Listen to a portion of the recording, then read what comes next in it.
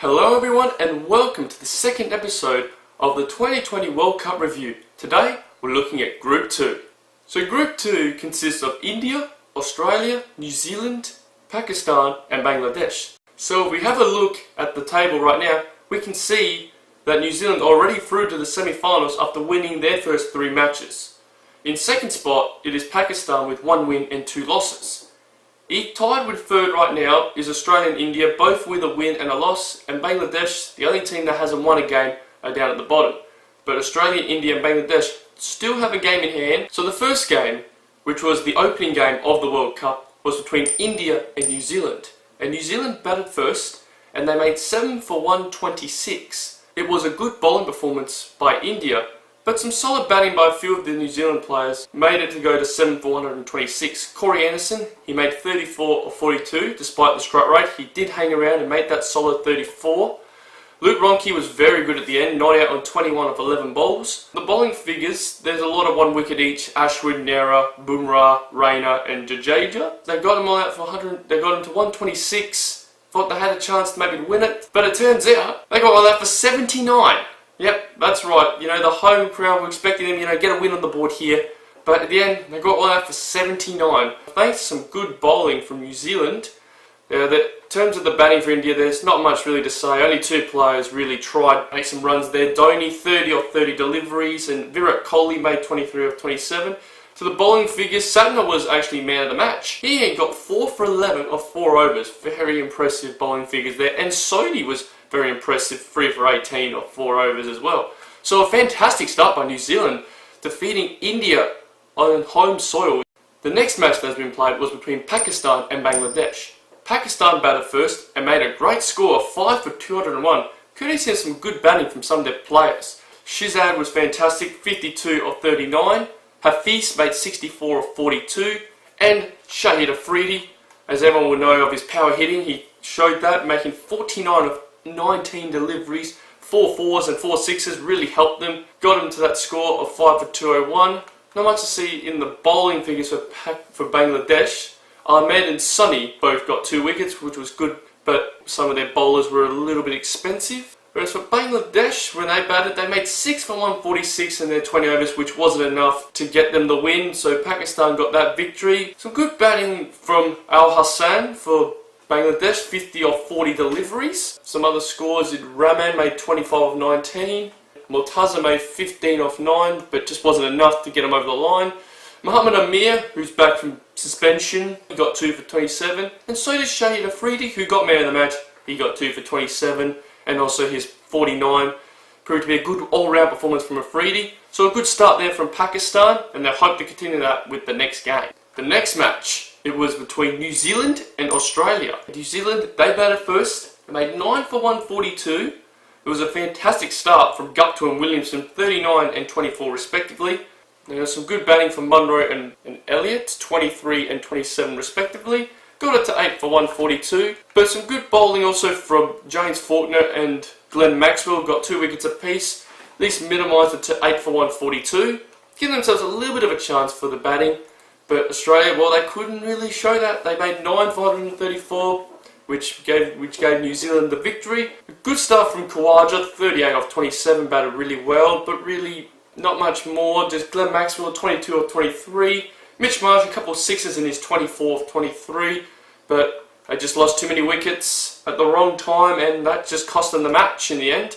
Man of the match was actually McClegahan, if I've pronounced that right. He got 3 for 17 off 3 overs. He was pretty much the difference, got him the victory. But some also good bowling from Corey Anderson, got 2 wickets as well. So did Satna, so he continues good form. Very good win for New Zealand. I think it was the first time they've beaten Australia in 2020. So fantastic start for New Zealand, 2 from 2. Whereas Australia, they didn't want this start at all to be already 1 loss. The next match was a pretty big one. Pakistan and India. We're expecting a great contest here, and it definitely delivered with some great bowling. Pakistan, they batted first, 518. This was limited because of rain. They did 18 overs each, so 518 Pakistan. 25 from Shizad of 28. Not quite good with the strike rate, but he did hang around with that 25. Malik was very good, 26 of 16 deliveries. And also Umar Akmal made 22 of 16. The bowling figures, there were some very good economical bowlers there.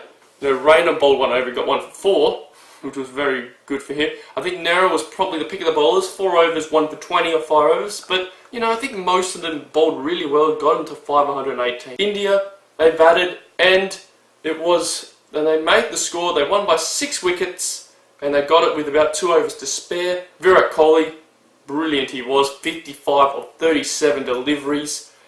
Yuvraj Singh was very good, 24 of 23 deliveries, and Dhoni, well, he finished the game with a 6.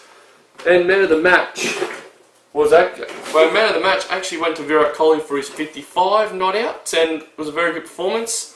Nicely done from India. They got their first win on the board, and hopefully now they can continue with this. We're getting a couple more wins. The next match was between Bangladesh and Australia. Bangladesh, they batted first. They made a good score here, 556.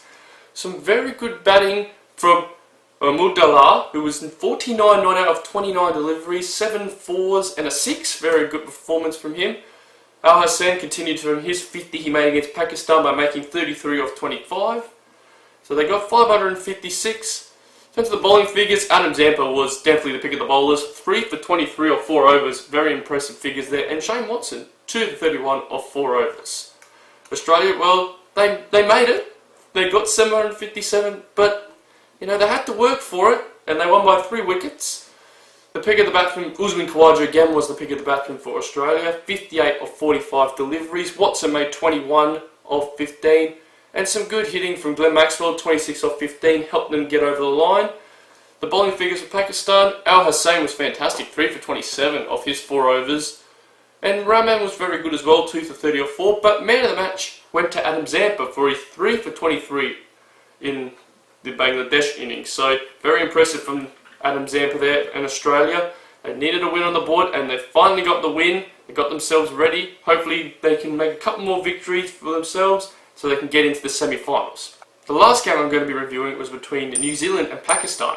New Zealand, they batted first. They made a great score of 580. Mutton Guptill was the man. 80 of 48 deliveries, 10 fours and 3 sixes in that innings.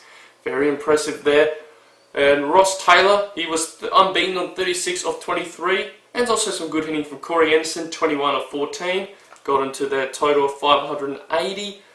Sammy and Afridi both got 2 wickets each. Sammy was probably the more impressive bowler there. 4 overs, 2 for 23. Pakistan, well, they batted out 20 overs, but they couldn't beat the total. They lost in the end. They made 558, which is a little bit disappointing. But some good hitting at the start. They batted really well at the start. Khan was very good at the opening at the top order, 47 of 25. Shizad, 30 runs of 32. Umar Akmal made 24. Afridi tried, 19 off 9, but it just wasn't good enough in the end. And New Zealand got their 3rd win, and some good bowling there from Satner, 2 for 29 of 4 overs, and Adam Milne, 2 for 26 of 4 overs. But man of the match went to Mutton Guptill for his beautiful knock of 80. And New Zealand, well, that was what they needed, another win on the board, and they were just flying on fire at the moment. 3 wins out of 3, and they've now guaranteed themselves a spot in the semi-finals. Well, that's it for Group 2 so far. Tune in to next week where I'll be doing the rest of Group 1 and Group 2. So until then, bye for now.